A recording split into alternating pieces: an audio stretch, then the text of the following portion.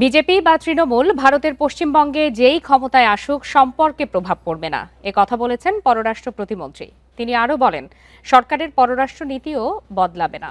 বিকালে মন্ত্রণালয়ে শামা ওবায়েদ জানান, শিগগিরই বাংলাদেশিদের জন্য সব ধরনের ভিসা স্বাভাবিক করবে ভারত। তবে পুশ ইন, পানির ন্যায্য হিস্যা সহ অমীমাংসিত ইস্যু সমাধান করতে হবে। ভারতের পশ্চিমবঙ্গে বিধানসভা নির্বাচনে নাটকীয় উত্থান হয়েছে বিজেপির। মমতা ব্যানার্জির দীর্ঘদিনের ঘাঁটিতে হানা দিয়েছে নরেন্দ্র মোদী। এ অবস্থায় বাংলাদেশের সঙ্গে সম্পর্কে কি কোনো প্রভাব পড়বে, প্রশ্ন ছিল পররাষ্ট্র প্রতিমন্ত্রীর কাছে। তিনি বলেন, এই নির্বাচন ভারতের অভ্যন্তরীণ বিষয়, তবে সেখানেও সুষ্ঠু গণতন্ত্র দেখতে চায় ঢাকা।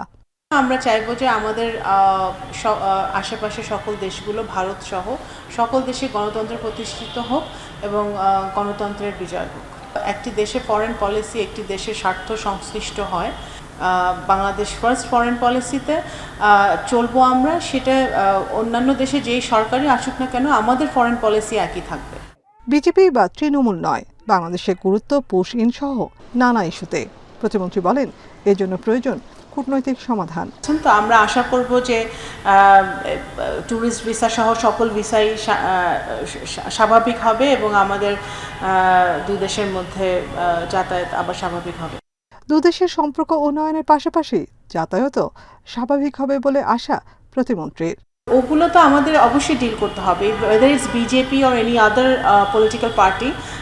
আমাদের দিক থেকে আমাদের ওদের সাথে পানির ইস্যু আছে, পুশব্যাকের যে ইস্যুটা বললেন ওটা আছে, আরও অনেক ইস্যু আছে।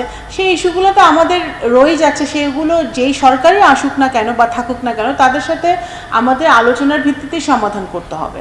পররাষ্ট্র প্রতিমন্ত্রী জানান, ভারতের সাথে গঙ্গা চুক্তি নিয়ে আলোচনা চলছে। দুদেশই চুক্তি নবায়নের প্রস্তুতি নিচ্ছে। আলোচনার ভিত্তিতেই আবার চুক্তি নবায়ন হবে। Nafiza Dobla, Independent News, Dhaka.